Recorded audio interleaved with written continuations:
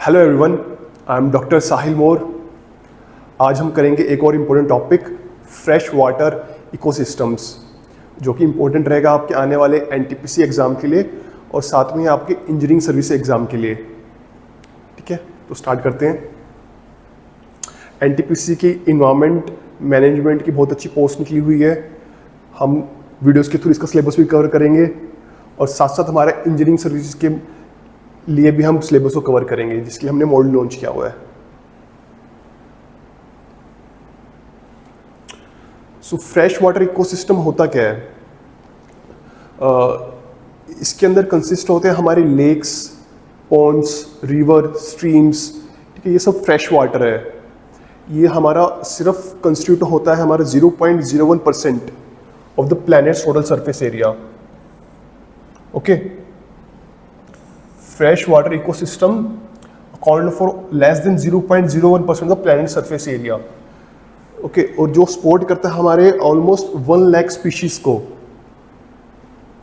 ठीक है, अब हमारे ये जो different types of fresh water ecosystems हैं, जैसे कि लेक्स और पॉन्ड हो गए हैं, ये हमारे जाते हैं लैंटिक में। Okay, lentic means standing water, जो वाटर फ्लो नहीं हो रहा है। तो 3 टाइप के होते हैं इसमें लैंटिक। इसके एग्जांपल्स हो जाएंगे हमारे लेक्स और पॉन्ड्स। ओके, और जो वाटर हमारा फ्रीली फ्लो कर रहा है जैसे कि रिवर्स, तो वो हो जाएगा हमारा लोटिक।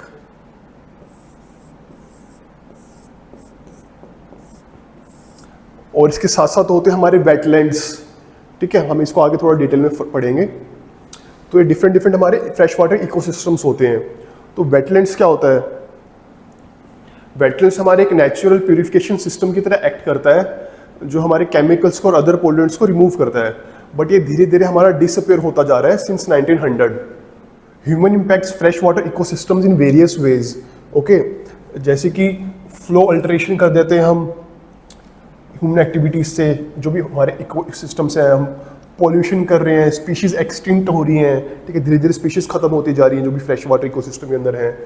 ओके, थर्मल अल्टरेशन कर रहे हैं, जो भी इंडस्ट्री से वेस्ट डिस्चार्ज हो रहा है हम उनको इन वाटर बॉडीज में डिस्चार्ज कर रहे हैं। ओके, तो उससे क्या हो रहा है, उनका टेम्परेचर इंक्रीज हो रहा है, ग्लोबल क्लाइमेट चेंज की वजह से इम्पैक्ट हो रहा है, अल्ट्रावायलेट रेडिएशन की वजह से इम्पैक्ट हो रहा है। तो सभी इम्पैक्ट्स हो रहे हैं ह्यूमन एक्टिविटीज़ की वजह से। ठीक है, as you know, oceans cover 71% of the planet's area. Okay, इसके अंदर हमारी मैराइन एंड कोस्टल इन्वायरमेंट्स में काफ़ी सारे डाइवर्स हैबिटेट्स हैं। कुछ एग्जांपल्स हैं हमारे मैरीन एंड कोस्टल हैबिटेट्स के, which includes mangrove forest, coral reefs, estuaries. ये जो कोरल रीफ्स हैं, एस्चुरीज हैं, काफ़ी हाईली प्रोडक्टिव इकोसिस्टम्स में आते हैं। ओके, तो आप लोगों के कॉम्पिटिटिव एग्जाम में सिलेक्टेड क्वेश्चन पूछा जाता है, सबसे ज़्यादा हाईली प्रोडक्टिव कौन से रहते हैं? Ecosystems and coral reefs. Estuaries वो होते हैं जहाँ पे आपका रिवर वाटर और सॉल्टी सी वाटर मीट करता है। ठीक है, रिवर वाटर और जो आपका सॉल्टी सी वाटर है जहाँ पे मीट करता है, वो हमारा होता है एस्चुरीज, मतलब एक लैंड ऑफ ट्रांजिशन है। ठीक है, जो इंक्लोज्ड एरिया रहेगा उनके बीच में होता है एस्चुरीज। तो ये आपके हाईली प्रोडक्टिव इकोसिस्टम होते हैं। कुछ एग्जांपल्स हैं आपके डिफरेंट हैबिटेट्स के। तो मेनली जो प्रोड्यूसर रहता है आपका एक्वेटिक सिस्टम में, तो वो रहता है प्लैंकटन। ओके, प्लैंकटन आपका मोर देन 50% ऑक्सीजन प्रोवाइड करता है। जितनी भी एक्वेटिक लाइफ में जो उनको जो ऑक्सीजन की रिक्वायरमेंट होती है फिशिश को या अदर एक्वेटिक लाइफ को, तो उससे ज़्यादा जो ऑक्सीजन प्रोवाइड कर रहा है वो कौन कर रहा है? प्लैंकटन। ओके, फर्दर चलते हैं। हमारे एक्वेटिक इकोसिस्टम्स को कौन से लिमिटिंग फैक्टर्स हैं जो इम्पैक्ट कर रहे हैं? ठीक है, तो लिमिटिंग फैक्टर्स रहेंगे हमारे sunlight, temperature, okay, nutrient availability. तो हम इनको 1 बाय 1 पढ़ेंगे। तो फर्स्ट इज सनलाइट। सनलाइट कैसे इम्पैक्ट करती है इकोसिस्टम को? सनलाइट की पेनिट्रेशन पे डिपेंड कर रहा है। ठीक है, तो कितने वहाँ पे न्यूट्रिएंट्स अवेलेबल हो सकते हैं। जितनी ज़्यादा सनलाइट पेनिट्रेट कर पाएगी, तो सनलाइट हमारे डिफरेंट जोन्स पे वेरी करती है। फर्स्ट जोन रहता है हमारा लिटोरल, लिम्नेटिक नीचे होता है प्रोफंडल। उसका मतलब क्या हुआ, जो लिटोरल जोन है ये वाला, ठीक है, ये शैलो जोन है, ठीक है, यहां पे हमारे प्लांट्स ग्रो कर सकते हैं। बॉटम में यहां पे प्लांट्स ग्रो कर सकते हैं लिटोरल जोन में। लिम्नेटिक के अंदर हमारी सबसे ज्यादा पेनिट्रेशन रहेगी लाइट की, ओके, और ये सबसे ज्यादा प्रोडक्टिव रहता है हमारा इन तीनों में, लिटोरल, लिम्नेटिक और जो बॉटम में प्रोफंडल है, 3 पार्ट्स में है। सबसे ज्यादा जो प्रोडक्टिव रहेगा आपका लिम्नेटिक रहेगा। सनलाइट पेनिट्रेशन सबसे ज्यादा रहती है यहाँ पे, ओके। तो इस तरफ भी लिटोरल हो गया, प्लांट्स ग्रो कर रहे हैं, इधर भी लिटोरल हो गया। बीनीथ में रहता है हमारा प्रोफंडल, प्रोफंडल जहां पे हमारी वेरी लो पेनिट्रेशन रहती है सनलाइट की, या फिर बिल्कुल भी नहीं होती है, ठीक है, जहां तक हमारी सनलाइट पहुंच ही नहीं पा रही है, तो वो क्या रहेगा हमारा प्रोफंडल। तो ये पता होना चाहिए कि डिफरेंट डिफरेंट जोन्स क्या रहते हैं आपके लेक के अंदर। आई होप आपको क्लियर है।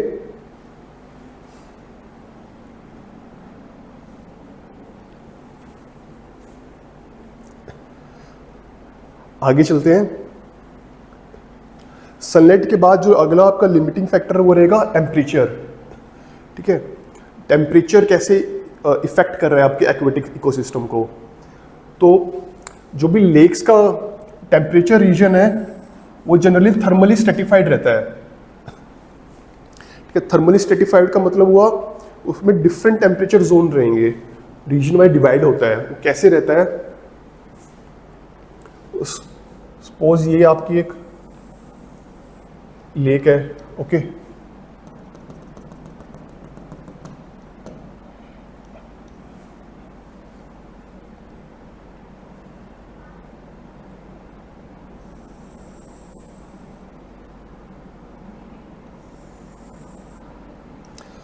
इसमें अब 3 अलग अलग लेयर्स होती हैं, ठीक है।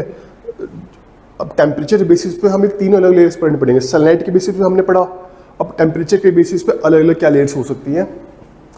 तो जो सबसे अपर लेयर रहेगी ना उसको बोलते हैं हम एप्लिम्नियन, ठीक है। अपर लेयर का मतलब हो गया जहाँ पे वार्म टेम्परेचर रहेगा पानी का, क्योंकि सनलाइट ज़्यादा आ रही है ऊपर की तरफ, तो पानी के अंदर रहेगा वार्म रहेगा। तो यहाँ पे हमारा रहेगा वार्म,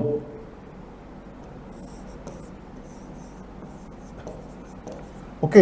इसको हम बोलते हैं एप्लिम्नियन, एप्लिम्नियन। आप लोगों से डायरेक्ट क्वेश्चन पूछा जा सकता है कौन से जोन को क्या बोलते हैं,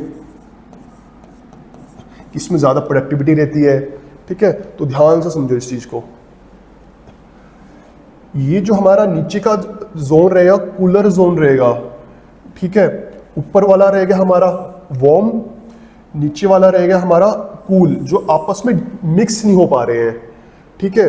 क्योंकि जो कूल वाटर है उसकी हायर डेंसिटी रहती है वार्म वाटर से, कूलर वाटर की डेंसिटी ज़्यादा है तो आपस में मिक्स नहीं हो पा रहे हैं। तो ये हमारा नीचे वाला रह गया हाइपोलिम्नियन,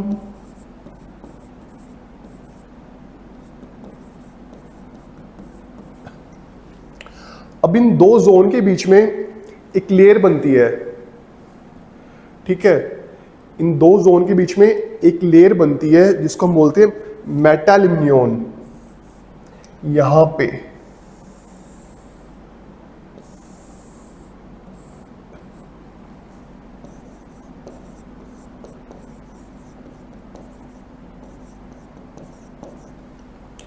ठीक है, ये क्यों बनी लेयर, जब भी आपका एप्लिम्नियन से हम नीचे की तरफ जा रहे हैं तो जो स्टीप डिक्लाइन हो रहा है उसकी जो टेम्परेचर ग्रेडियंट हो रहा है उसकी वजह से ये लेयर बनती है, ठीक है। तो बेसिकली सिंपल सा है, ऊपर वार्म वाटर रहेगा वो एप्लिम्नियन रहता है, सबसे नीचे कूल वाटर रहेगा वो हाइपोलिम्नियन रहता है, बीच में एक लेयर बन जाती है जिसको हम मेटालिम्नियन बोलते हैं, और ज़्यादातर हम उसको कभी भी थर्मोक्लाइन भी बोल देते हैं, okay.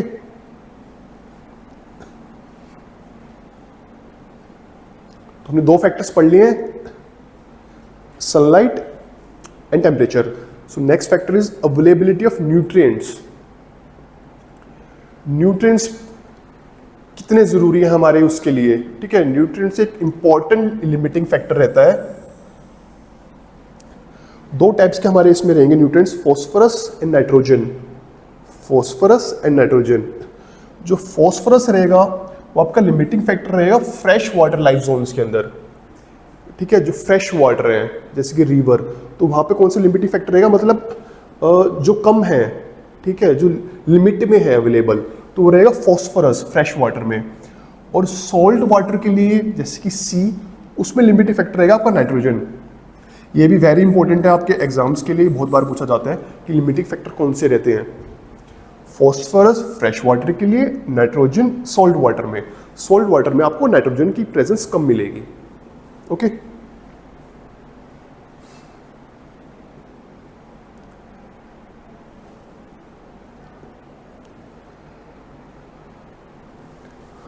Next is dissolved oxygen. पानी के अंदर ऑक्सीजन कितना घुल सकता है, ठीक है, वो किस पे डिपेंड करेगा, वो आपका डायरेक्टली डिपेंड करेगा कि टेम्परेचर कितना है, ओके, वहाँ पे, और उसमें सैलिनिटी कितनी प्रेजेंट है। जैसे जैसे आपका टेम्परेचर बढ़ता जाएगा और सैलिनिटी बढ़ती जाएगी, आपका उसके अंदर ऑक्सीजन कम होता जाएगा, उसके अंदर ऑक्सीजन डिसॉल्व नहीं रहेगा ज़्यादा। तो सिंपली मैंने यहाँ पे लिखा हुआ है, द सॉल्युबिलिटी ऑफ ऑक्सीजन और its ability to dissolve in water decreases as the water's temperature and salinity increase, ठीक है। जैसे टेम्परेचर और सैलिनिटी इंक्रीज होता जाएगा, हमारा उसमें डिसॉल्व नहीं हो पाएगा ऑक्सीजन।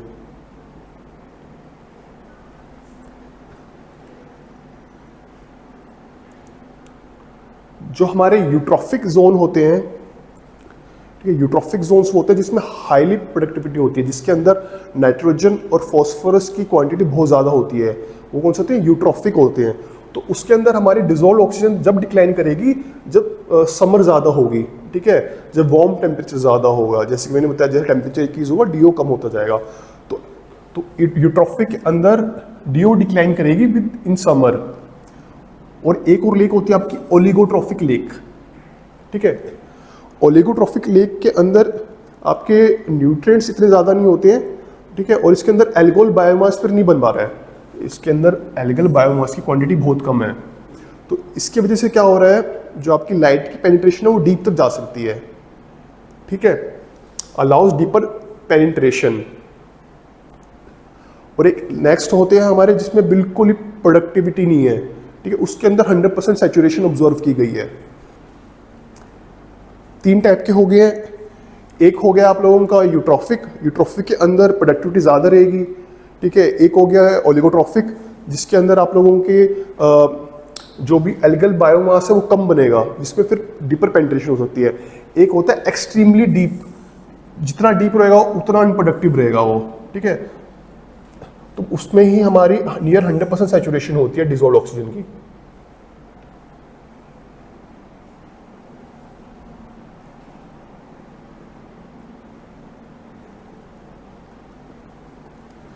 तो ये थे हमारे डिफरेंट डिफरेंट लिमिटिंग फैक्टर्स जो इम्पैक्ट कर रहे हैं आपके एक्वेटिक इकोसिस्टम को। तो हम नेक्स्ट पढ़ेंगे एक्वेटिक ऑर्गेनिज्म, ठीक है। किस किस टाइप के ऑर्गेनिज्म आपके एक्वेटिक इकोसिस्टम के अंदर रह रहे हैं, ठीक है। कुछ ऐसे होंगे जो फ्रीली फ्लोट कर सकते हैं, ठीक है, कुछ ऐसे होंगे जो स्विम कर सकते हैं, अच्छे स्विम कर पा रहे हैं, कुछ फ्लोट कर पा रहे हैं, और कुछ बीनीथ में बैठे रहेंगे, ठीक है। तो उनके हिसाब से उनके डिफरेंट डिफरेंट नाम होंगे, ओके। तो फर्स्ट रहता है आपका प्लैंकटन। प्लैंकटन आपके स्मॉल ऑर्गेनिजम्स होते हैं जो आपके फ्रीली फ्लोट करते हैं, ठीक है। इसका बेस्ट एग्जांपल रहता है phytoplankton. Phytoplankton is the important kind of plankton, ठीक है। ये हमारा मेनली प्रोड्यूसर होता है, ठीक है। और जो कुछ कंज्यूमर्स होते हैं, कंज्यूमर्स क्या रहेंगे हमारे जू प्लैंकटन, कंज्यूमर्स रहेंगे हमारे जू प्लैंकटन। तो बेसिकली प्लैंकटन वो होंगे जो हमारे फ्लोट कर सकते हैं, फ्रीली फ्लोट कर सकते हैं, ओके। नेक्स्ट होता है हमारा नेक्टन, ठीक है, वो हमारे स्विम कर सकते हैं जैसे कि फिश, ओके। नेक्टन एग्जांपल्स रहेंगे फिश, टर्टल्स, क्लियर है। अगले होते हैं हमारे बेंथोस, जैसे हम बताया जो बॉटम में बैठ सकते हैं, सेडिमेंट्स में रहते हैं, जो होते हैं बेंथोस। बेंथोस मतलब बीनीथ, नीचे, ठीक है, बॉटम में रहने वाले ऑर्गेनिजम्स। कुछ होते हैं हमारे डिकम्पोजर्स, ठीक है, जैसे कि बैक्टीरिया, फंगाई, ये सब क्या रहेंगे, डिकम्पोजर रहेंगे, जो डिग्रेड कर सकते हैं आपके ऑर्गेनिक मैटर को, ठीक है। Bacteria, fungi, other micro organism जो हमको डिकम्पोज कर सकते हैं ऑर्गेनिक मटेरियल को, ठीक है। ये हमको साथ साथ जो भी डिकेइंग मटेरियल से हमें कुछ इंपॉर्टेंट रिसाइकलिंग न्यूट्रिएंट्स भी दे जाता है, ठीक है। जैसे कि हमें कुछ फॉस्फोरस से मिल सकता है, फॉस्फोरस से हमें मिल सकता है फॉस्फेट, ओके, नाइट्रोजन से मिल सकता है हमें अमोनियम, ठीक है। ये रेडिली अवेलेबल है हमारे फिर प्लांट के ग्रोथ के लिए, ठीक है। जो हमारा फॉस्फेट होएगा और अमोनियम होएगा, जो किससे बनेंगे, फॉस्फोरस से और अमोनिया से, तो ये हमारे प्लांट की ग्रोथ के लिए हेल्प करता है, ओके। तो ये हो गया हमारे एक्वेटिक ऑर्गेनिजम्स डिफरेंट डिफरेंट। इस सिंपली आपसे डेफिनेशन पूछ सकता है कौन से प्लैंक्टन की क्या नेचर है, ठीक है, एग्जाम्पल क्या है।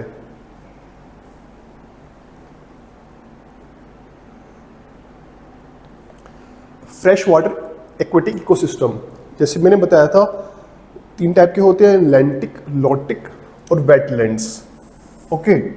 तो लैंटिक स्टैंडिंग वाटर रहेगा, जैसे कि लेक्स एंड पॉन्ड्स, ठीक है, जो स्टैंड कर पा रहा है, जो स्टैंड है, स्टिल वाटर है, लेक्स एंड पॉन्ड्स। लॉटिक और running water, springs, streams, reverse.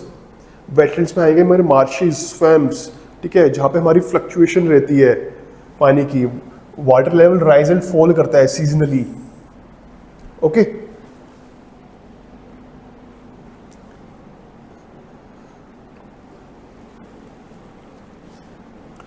तो जो आपके ये फ्रेश वेटलैंड्स है, जैसे कि मार्शेस एंड स्वैम्प्स, ये आपके शैलो वाटर में होते हैं, ठीक है, शैलो एरिया में, ठीक है।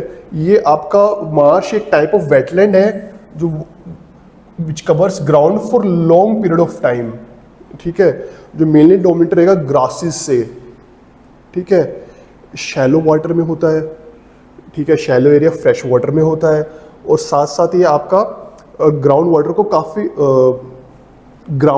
लंबे समय तक कवर करके रखता है, ओके।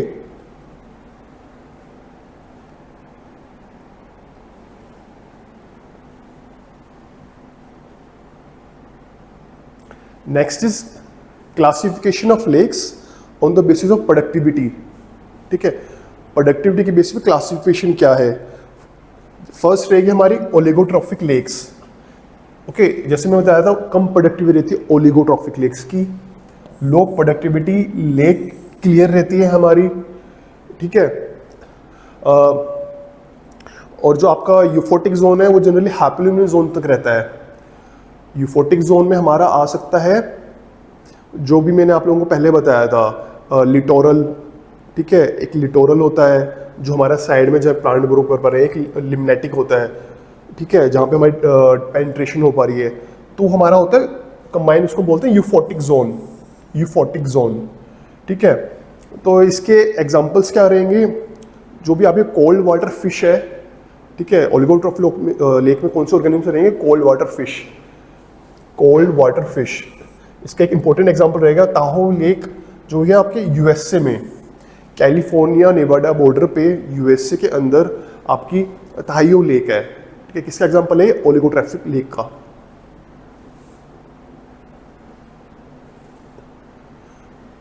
नेक्स्ट इज डाइस्ट्रॉफिक लेक, इनको हम बोलते हैं ह्यूमिक लेक्स, ठीक है। इसके अंदर ह्यूमिक सब्सटेंसेस की क्वांटिटी ज़्यादा प्रेजेंट होती है, इनका पीएच कम रहता है, पीएच कम रहता है यानी कि ये एसिडिक नेचर में है, ओके। ह्यूमिक लेक्स बोलते हैं, पीएच कम रहता है 4 to 6, और ये ब्राउन होते हैं कलर में, ठीक है। अब पीएच कम होने से वहाँ पे बायोडाइवर्सिटी कम सर्वाइव कर पाएगी, क्योंकि एसिडिक है आपका वाटर, तो there is little biodiversity, okay. ये थी हमारी डाइस्ट्रॉफिक लेक।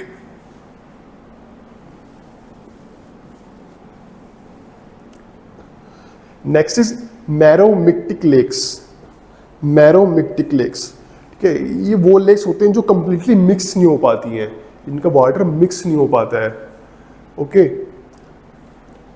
ये कंडीशन है जहाँ पे lake does not mix completely, which water does not mix completely. तो इसमें डिफरेंट डिफरेंट जोन्स होते हैं। टॉप पे होता है आपका मोनिमिलियन, ठीक है, और आपका आपका बॉटम में रहता है मोनिमिलियन, टॉप पे रहता है आपका मिक्सोमिलियन, ठीक है। जो बॉटम पे अगर कोई पानी है, ठीक है, तो वहाँ पे एक कंडीशन होती है हाइपोक्सिक, ठीक है। हाइपोक्सिक में क्या होता है कि मतलब ऑक्सीजन बिल्कुल कम है, ठीक है, सर्कुलेशन कम होने की वजह से ऑक्सीजन कम है, उस कंडीशन में बोलते हैं हाइपोक्सिक।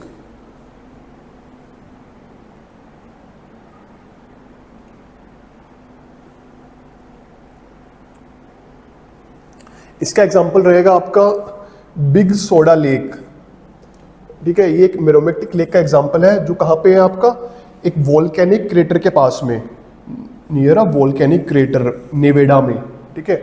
नेवेडा में एक वोल्केनिक क्रेटर के पास में है मेरोमेटिक लेक। एग्जांपल है बिग सोडा लेक, इसको याद रख लेना आप लोग। Next is यूट्रॉफिक।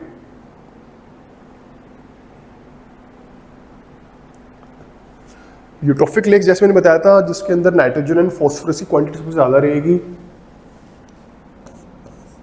Nitrogen and phosphorus, यानी कि क्या मतलब हुआ इस चीज का कि प्रोडक्टिविटी वहां पे बहुत ज्यादा है, हाई प्रोडक्टिविटी,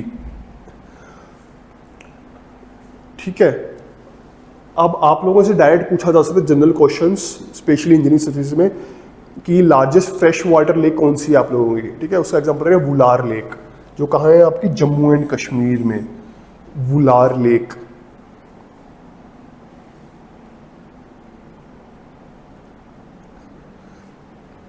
एक इंपॉर्टेंट आपकी और फ्रेश वाटर लेक रहती है लोकटाक लेक, ठीक है, जो कहाँ है मणिपुर के अंदर, Loktak lake in Manipur. Okay, ये फेमस किस चीज की लेक, वहां पे एक यूनिक इकोसिस्टम है फुमडी। क्या है फुमडी?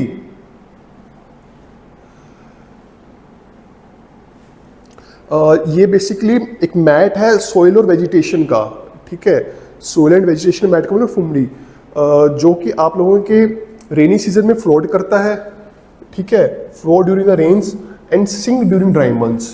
जो ड्राई मंथ्स में सिंक कर जाता है ये, ठीक है। तो आप लोगों से एग्जांपल्स पूछ सकते हैं डायरेक्ट कि क्या क्या एग्जांपल्स हैं आपके फ्रेश वाटर लेक्स के। अगर लार्जेस्ट पूछेंगे तो वुलार लेक, और अदर आप लोग लेक्स में कौन सी इंपॉर्टेंट लेक आती है, Loktak lake which is in Manipur. इनको अच्छे से याद करना, ठीक है। और फुमडी जो आपके लोकटाक लेक का है, सबसे ज्यादा इसका पार्ट कहाँ पे है, कीवुल लैमजो नेशनल पार्क में, ठीक है। Largest area of the phumdi in the Loktak lake is in Keibul Lamjao national park.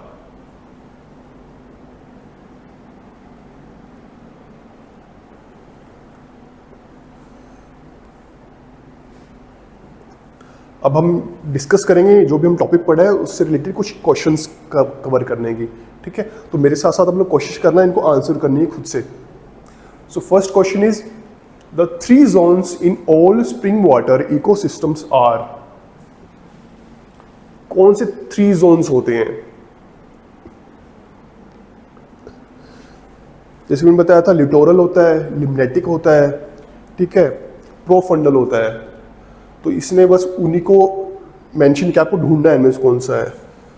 Littoral हो गया, ओपन वाटर आपका लिम्नेटिक हो गया, डीप वाटर आपका प्रोफंडल हो गया। तो इसका करेक्ट आंसर रहेगा सी।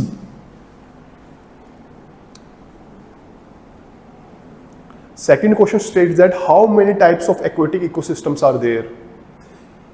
कितने टाइप के एक्वेटिक सिस्टम्स होते हैं?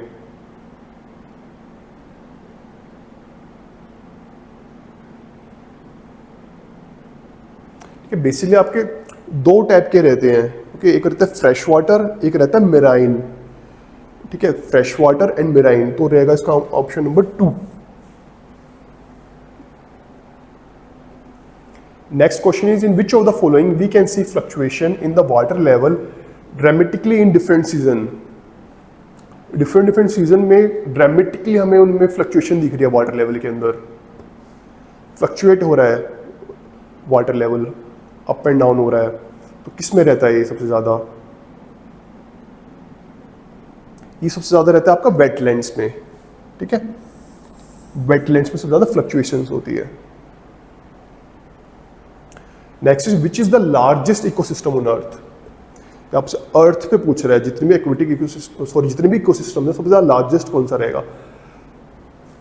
तो लार्जेस्ट आप लोगों का रहेगा ओशियन। ओशियन आपका सबसे ज़्यादा लार्जेस्ट रहता है।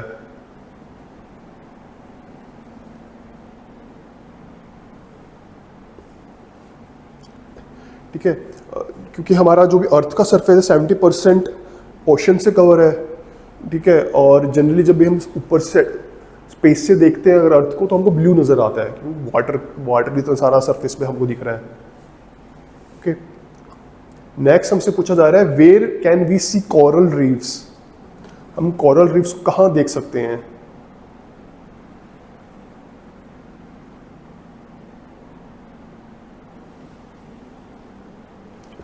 कोरल रीफ्स आपके दिखेंगे शैलो ट्रॉपिकल एरियाज सीज में, शैलो में, ठीक है, ऑप्शन नंबर सी। ठीक है, ये काफ़ी ज़्यादा रिच होते हैं स्पीशीज़ के अंदर, ठीक है, जैसे मैंने बताया था हाईली प्रोडक्टिव होते हैं। इसके दो एग्जांपल रहेंगे, एक रहेगा अंडमान निकोबार आइलैंड, ठीक है, जो कहाँ रहता है, एंड रहेगा हमारा एंड गल्फ ऑफ कच्छ, ठीक है। ये हमारी इंपॉर्टेंट कोरल रीफ्स के एग्जांपल्स हैं।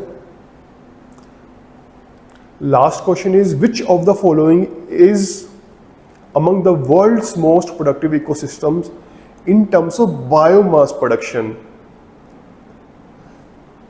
ठीक है, क्वेश्चन को ध्यान से पढ़ना, पूछ रहा है ये बायोमास की प्रोडक्शन सबसे ज्यादा कौन सा है। ठीक है, इसने बायोमास के टर्म्स में पूछा है।